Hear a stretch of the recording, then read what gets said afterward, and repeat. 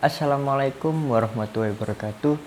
Di video ini saya ingin nyoba sharing sedikit tentang apa itu filsafat. Filsafat kalau menurut bahasa adalah cinta kebijaksanaan yang berawal dari kata philo yang artinya cinta dan sophia yang artinya kebijaksanaan. Jika digabungkan menjadi cinta kebijaksanaan. Cinta kebijaksanaannya ini dari mana? Kok bisa dikatakan cinta kebijaksanaan? Lalu dari mana juga orang-orang bisa mengatakan bahwa filsafat itu adalah induk dari segala ilmu pengetahuan? Saya sedikit ingin bercerita tentang pengalaman saya dalam mencari apa itu filsafat, yang mana awal-awalnya saya sedikit tersesat. Tersesatnya yaitu pada saat itu saya awal mempelajari filsafat itu berawal dari mempelajari sejarah filsafatnya, yang dari zaman pra-Sokrates hingga zaman modern. Di situ, ketika saya mempelajari filsafat versi sejarahnya, saya menemukan fakta bahwa apa yang saya pelajari ini seolah-olah tidak ada penting-pentingnya sama sekali di dalam hidup saya. Coba kita bayangkan, misalnya kalian mempelajari filsafat pada zaman pra-Sokrates, yang mana di situ memfilsafati asal mula alam semesta. Kira-kira manfaatnya apa ya? Kalau kita memfilsafati asal mula alam semesta, terus gunanya apa kalau kita sudah tahu asal mulanya? Kan gitu. Lalu definisi filsafat sebagai induk pengetahuan itu di mananya? Setelah saya mempelajari buku itu, akhirnya saya menemui seseorang yang mana sekiranya orang itu menurut saya itu cerdas dalam hal filsafat, tetapi sama pengarahannya juga harus berawal dari sejarah. Ketika pada saat itu saya berdiskusi dengan dia, saya ingin belajar filsafat, saya harus membaca buku apa. Pada saat itu pertama kali saya diarahkannya untuk membaca buku Dunia Sophie, karyanya Justin Gardner, di mana pada saat itu saya merasa belum menemukan yang mana filsafat itu seperti definisinya. Tapi lama-kelamaan ketika saya memutuskan berhenti untuk mempelajari filsafat, tapi karena saya sudah terlanjur membeli beberapa buku filsafat sehingga saya tetap membacanya, sehingga disitulah muncul suatu kesadaran bahwa yang dinamakan filsafat itu bukan hanya pemikiran seseorang tentang apa yang dia pikirkan pada saat itu, tetapi yang dimaksud filsafat itu adalah cara kita untuk berpikir, bagaimana cara kita dalam menyikapi segala sesuatunya dengan beberapa sudut pandang. Jadi kita tidak kaku dalam menghadapi kehidupan ini. Kalau menurut saya seperti itu. Entah kalau menurut teman-teman gimana, nanti kita sharing ya di kolom komentar atau bisa juga WhatsApp saya juga bisa. Dan ketika saya sudah menemukan itu, saya menemukan keasikan dalam belajar filsafat.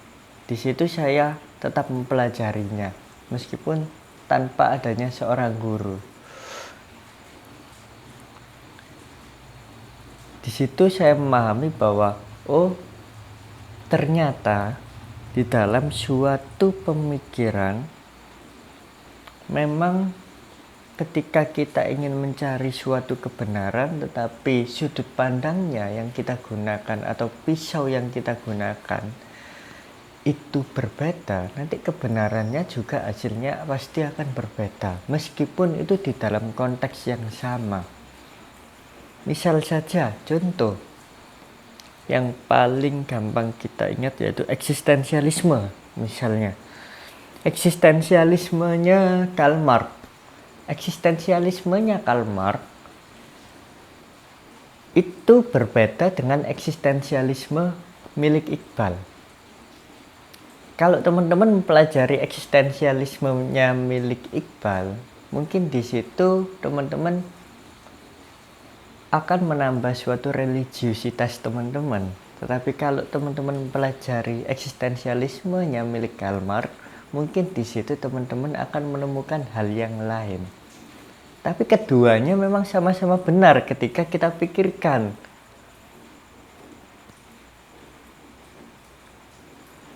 Jadi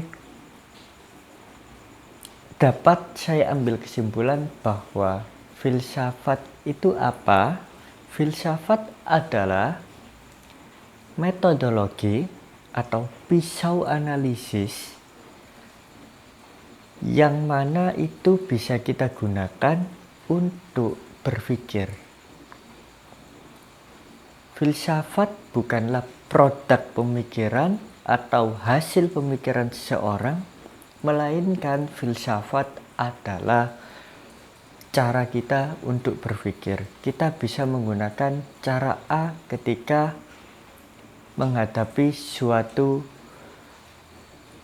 ini, tetapi ketika kita menghadapi sesuatu yang lain, kita bisa menggunakan cara B ketika cara A ini tidak tepat. Jadi nggak melulu kita hanya menggunakan satu cara saja, tetapi kita terbuka pemikirannya, sehingga kita bisa menggunakan beberapa metode, beberapa sudut pandang, sehingga nggak terpaku pada satu sumber saja.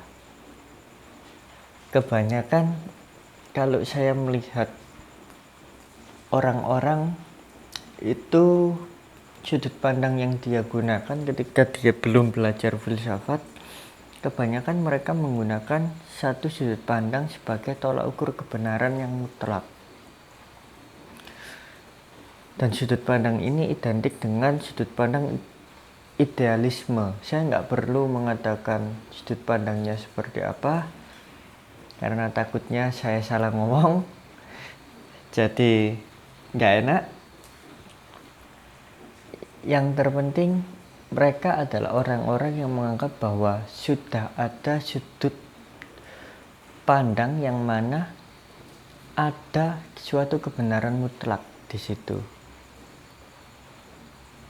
Tapi kalau di dalam filsafat, kita bisa memutarbalikkan hal itu dengan yang namanya fakta, dengan yang namanya bukti empiris, dengan yang namanya bukti yang rasional, dan lain sebagainya.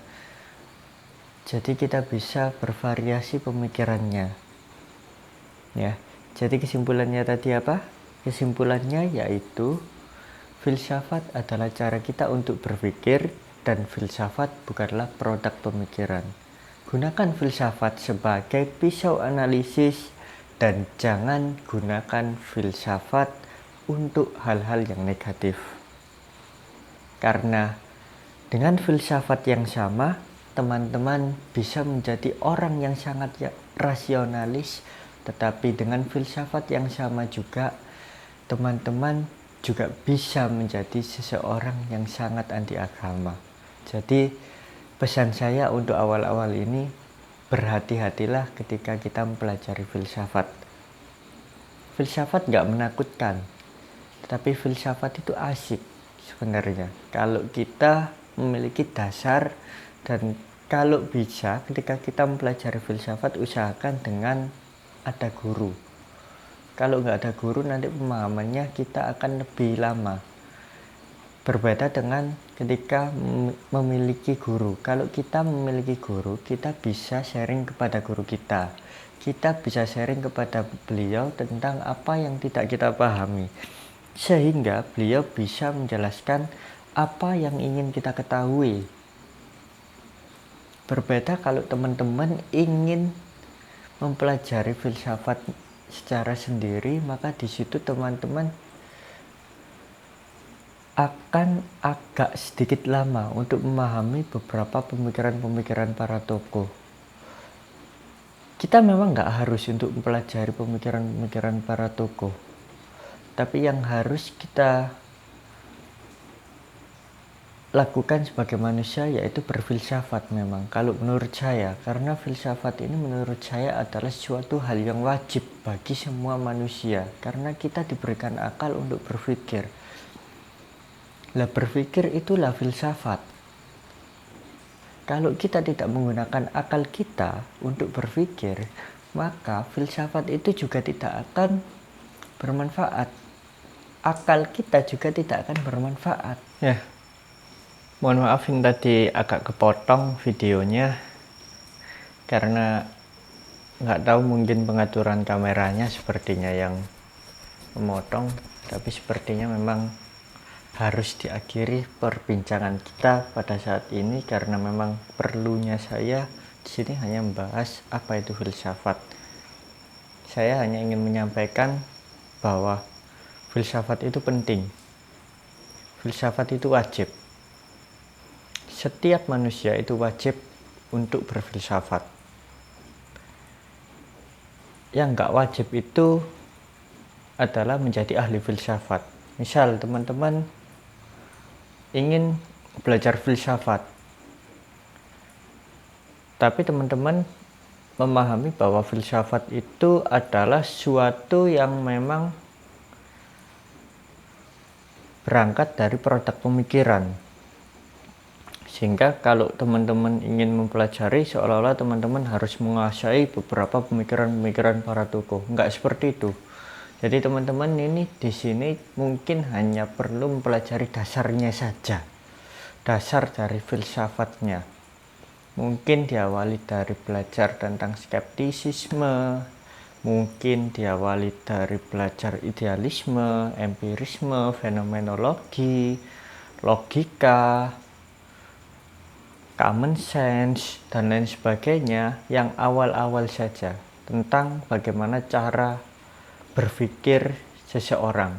Itu saja. Kalau memang teman-teman hanya ingin bisa luas dalam berpikir, jadi teman-teman perlu mempelajari itu saja tanpa perlu mendalami masing-masing pemikiran para tokoh. Sudah, itu saja sudah cukup kalau menurut saya untuk teman-teman yang ingin menjadi filosof, bukan menjadi ahli filsafat. Tapi kalau yang baiknya memang kita mempelajari keduanya. Kita bisa menjadi ahli filsafat sekaligus juga menjadi filosof. Tapi ada juga orang yang sudah menjadi ahli filsafat tapi dia tidak menjadi filosof, juga ada.